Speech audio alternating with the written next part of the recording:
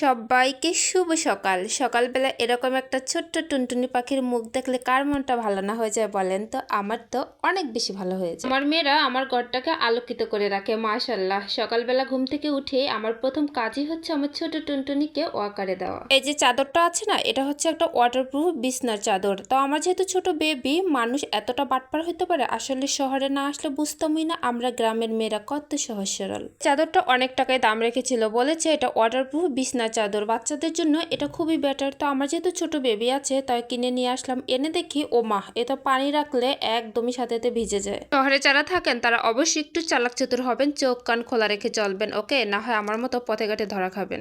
এই যে আমার রান্নাঘরের কি বেহাল দশা, এই যে দেখেন, এই রেগুলেটরটা হচ্ছে আমি সবসময় রান্নার পরে বন্ধ করে রাখি। হ্যাঁ, এটা অবশ্যই সবাই করবেন, এটা খেয়াল রাখবেন, না হয় যে কোনো সময় দুর্ঘটনা ঘটতে পারে। দেখেন আমার ঘরে সব এলোমেলো কাপড় চোপড় ছড়িয়ে ছিটিয়ে আছে, তারপরে টেবিলের কি দশা দেখেন, তারপর ওয়ার্ড্রপের উপরে তো কিছুক্ষণ আগে দেখালাম রান্নাঘরে কি অবস্থা। এগুলো কে রেখেছে এরকম করে বলেন তো? কেউ বলতে পারবেন? তাদের ঘরে বাচ্চা আছে, তাদের ঘরের এলোমেলোটা স্বাভাবিক না, আর এই এলোমেলোটা কে করে বলেন তো? নিশ্চয়ই বাচ্চারা করে। আর আমার ঘরে এলোমেলো কে করে জানেন? এই বাচ্চাদের বাবা। লোকটার সাথে না আমি আর পারি না, মানে ঝগড়া করতে করতে না আমি ক্লান্ত। কেউ যদি পারেন ভাইয়া আমাকে একটু হেল্প করেন ঝগড়া করতে। আমার বড় মেয়েটা খুবই লক্ষ্মী, ও সারাদিন ঘরে সবকিছু গুছিয়ে রাখার চেষ্টা করে, মানে যথেষ্ট বাচ্চা হিসেবে চেষ্টা করে, কিন্তু ওদের বাবা যখনই ঘরে আসে না সব কিছু একদম এলোমেলো করে দেয়। অফিস থেকে এসে জামা কাপড় একদম মানে চারটা চার জায়গায় ছড়িয়ে ছিটিয়ে রাখবে, ভাত খেয়ে একদম প্লেটটা সেখানেই রাখবে। আর রান্না করে যেদিন রান্না করতে ঢুকে না, মানে সব কিছু রান্না করে তো আমি হাতিয়ে দিতে পারি না। এই যে আমি সব কিছু এখন গুছাইতেছি। আর মেয়ে তো একটা সময় একদম ঝগড়াঝাটি বাবার সাথে শুরু করে দেয়। ও এত কষ্ট করে সবকিছু গুছিয়ে রাখে,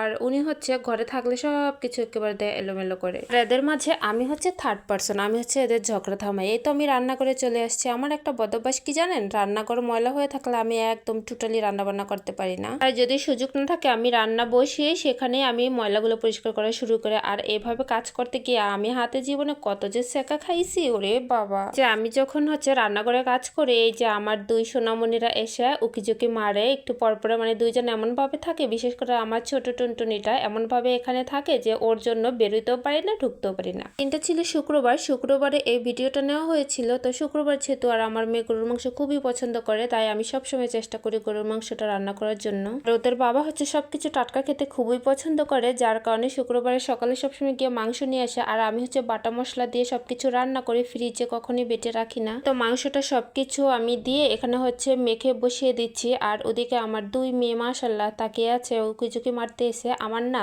এই ফিলিংসটা এত ভালো লাগে, এত ভালো লাগে, মানে আমি কি বলবো। আর আমার দুই মেয়েকে সামলিয়ে দিন শেষে আমি আসলে অনেক বেশি ক্লান্ত হয়ে যাই। তারপর না এই ক্লান্তির মাঝে না কেমন যেন একটা সুখ আছে। এই সুখটা না কাউকে বোঝানো যাবে না, আসলে যার সন্তান না আছে তাকে কখনোই বোঝানো যাবে না। আমার ছোট মেয়েটাকে সামলাতে আমার বড় মেয়েটা আমাকে অনেক বেশি হেল্প করে, অনেক বেশি হেল্প করে, কি বলবো। আর মানে কি, ওকে আমার খুব একটা সময় দিতে এখন হয় না, ওই আমাকে হেল্প করে। মাংসটা আমি পাশে চুলে দিয়ে এই চুলে একটু ডাল বসিয়ে দিব।